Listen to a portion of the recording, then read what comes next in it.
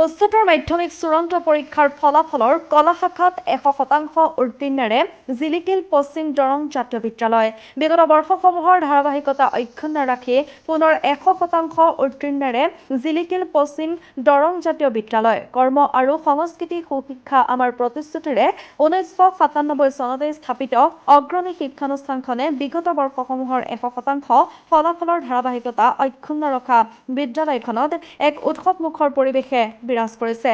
সদ্য ঘোষিত উচ্চতৰ মাধ্যমিকত বিদ্যালয়খনৰ পৰা পৰীক্ষাত অৱতীৰ্ণ হোৱা 15গৰাকী ছাত্ৰ-ছাত্ৰীৰ 8গৰাকীয়ে প্ৰথম বিভাগ আৰু 7গৰাকীয়ে দ্বিতীয় বিভাগত উত্তীৰ্ণ হয়। মেধাসম্পন্ন ছাত্ৰ কৌশিক শৰ্মা আৰু ময়ূখ শৰ্মাই বিদ্যালয়খনৰ লগতে 88.6% নম্বৰ লাভ কৰাৰ লগতে অসমীয়া বিষয়ত 6গৰাকী, ইংৰাজী বিষয়ত 1গৰাকী, ৰাজনীতি বিজ্ঞানত 2গৰাকী আৰু অৰ্থনীতি বিজ্ঞানত 2গৰাকী, ভূগোল বিজ্ঞানত 4গৰাকী, শিক্ষাত 2গৰাকী আৰু লজিকত 1গৰাকীয়ে লেটাৰ নম্বৰ লাভ কৰাৰ লগতে 13গৰাকীয়ে বিহু বিষয়ত লেটাৰ নম্বৰ লাভ কৰে। অগ্ৰণী শিক্ষানুষ্ঠানখনৰ সফলতাত বিদ্যালয়খনৰ লগতে শিক্ষক, কৰ্মচাৰী, অভিভাৱক আৰু ছাত্ৰ-ছাত্ৰীসকল উৎফুল্লিত হৈ পৰে।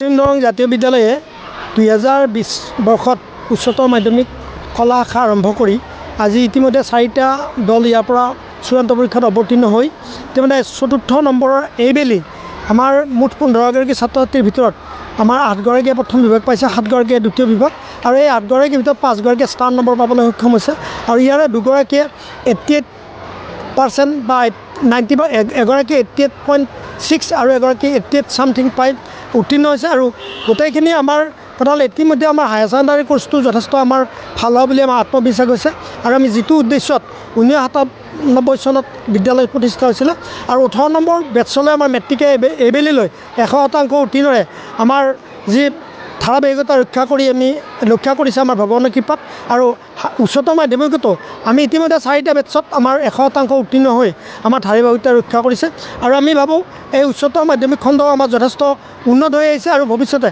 সকলোৰে আশীৰ্বাদ পালে আমি নিশ্চয় আগুৱাই যাব পাৰিম বুলি ভাবিছোঁ।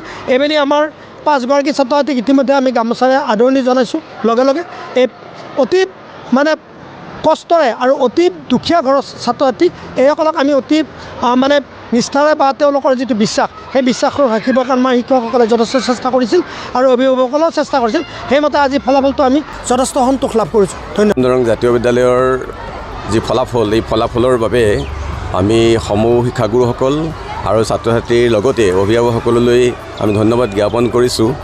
আমি ইতিমধ্যে উন্নতমানৰ ফলাফল আমি পাই আহিছোঁ বিদ্যালয়ে শিক্ষাগুৰুসকলৰ চেষ্টাত। আমি আটাইতকৈ দুৰ্ভগীয়া আচলতে আমি 2022 চনত আমি মাত্ৰ 3 নম্বৰৰ কাৰণে হায়াৰ ছেকেণ্ডাৰীত ছেণ্ড কৰিবলৈ সক্ষম নহ'লোঁ। যি কি নহওক পৰৱৰ্তী সময়ত আমি এই আশা নিশ্চয় পূৰণ হ'ব আমাৰ। আৰু আমি পশ্চিম দৰং জাতীয় বিদ্যালয়ে যদিও ব্যক্তিগত আচলতে শিক্ষানুষ্ঠান, আমি সগৌৰৱে ক'ব পাৰোঁ যে উচ্চতৰ মাধ্যমিকৰ ক্ষেত্ৰত আমি ন্যূনতম ফিজ লৈ মাত্ৰ কাৰোবাৰ 1000, কাৰোবাৰ আমি মাহিলী মাত্ৰ 400 টকা লৈ পেলাই আমি এই পঢ়োৱাৰ ব্যৱস্থা কৰি আছোঁ। তাতোকৈ আমি সমিতিৰ ফালৰ পৰা ঘোষণা কৰিছোঁ আৰু ইতিমধ্যে আমি এই কামটো কৰি আছোঁ যে আমাৰ মেধা সম্পন্ন দুখীয়া ছাত্ৰ ছাত্ৰীসকলক আমি বিনামূলীয়াকৈ আমাৰ বিদ্যালয়ত পঢ়োৱাৰ ব্যৱস্থা কৰিছোঁ আৰু ইতিমধ্যে ভালেখিনি ছাত্ৰ ছাত্ৰী আমাৰ পৰা তেনেকুৱাকৈ বিনামূলীয়াকৈ পঢ়োৱাৰ ক্ষেত্ৰত বহুত ভাল ৰিজাল্ট আমাক দি গৈছে। আমি এই ক্ষেত্ৰতো আমাৰ সমূহ অভিভাৱক তথা ছাত্ৰ ছাত্ৰীসকললৈ মোৰ বিনম্ৰ অনুৰোধ যে ব্যক্তিগতভাৱে বুলি ভাবি নলৈ পশ্চিম দৰঙলৈ আপোনালোক আহক। আমি খুব অত্যন্ত ভাল শিক্ষকৰ জৰিয়তে আমি পাঠদানৰ ব্যৱস্থা কৰাইছোঁ আৰু খুব ন্যূনতম অকণমান ফিজ লৈ পেলাই আমি আমাৰ বিদ্যালয়ত আমি যি আমাৰ এটা মহৎ উদ্দেশ্য আমি লৈ পেলাই যে আগবাঢ়ি আছোঁ তাত আপোনালোকে সহযোগ কৰক। সকলোলৈকে পুনৰ ধন্যবাদ জনাই নমস্কাৰ, মোৰ নাম শ্ৰী ময়ূখ শৰ্মা। মই এই পশ্চিম দৰং জাতীয় বিদ্যালয়ত অংকুৰ শ্ৰেণীৰ পৰা প্ৰায় 14 বছৰ পঢ়ি ইয়াৰ পৰা এইবেলি উচ্চতৰ মাধ্যমিক চূড়ান্ত পৰীক্ষা অৱতীৰ্ণ হ'লোঁ আৰু 88.6% নম্বৰৰ সৈতে উত্তীৰ্ণ হ'বলৈ সক্ষম হৈছোঁ। মোৰ এই যি নম্বৰ অৰ্জন কৰিব পাৰিছোঁ তাৰ আঁৰত থকা সমূহ শিক্ষাগুৰু তথা মোৰ মা দেউতা তথা অন্যান্য শুভাকাংক্ষী সকলোলৈ ইয়াৰ বাবে মই অশেষ ধন্যবাদ জ্ঞাপন কৰিব বিচাৰিছোঁ। আৰু আমাৰ গোটেইখিনি ছাত্ৰ ছাত্ৰীৰ লগত সেই শিক্ষাগুৰুখিনি যিদৰে জড়িত হৈ থাকিল গোটেই বছৰটো বা হায়াৰ ছেকেণ্ডেৰীৰ যি 2 বছৰ যিমানভাৱে তেওঁলোক জড়িত হৈ থাকিল তাৰ বাবে আমি আটাইকেইজনে এই শিক্ষাৰ্থীৰে উত্তীৰ্ণ হ'ব পাৰোঁ বুলি মই ভাবিছোঁ।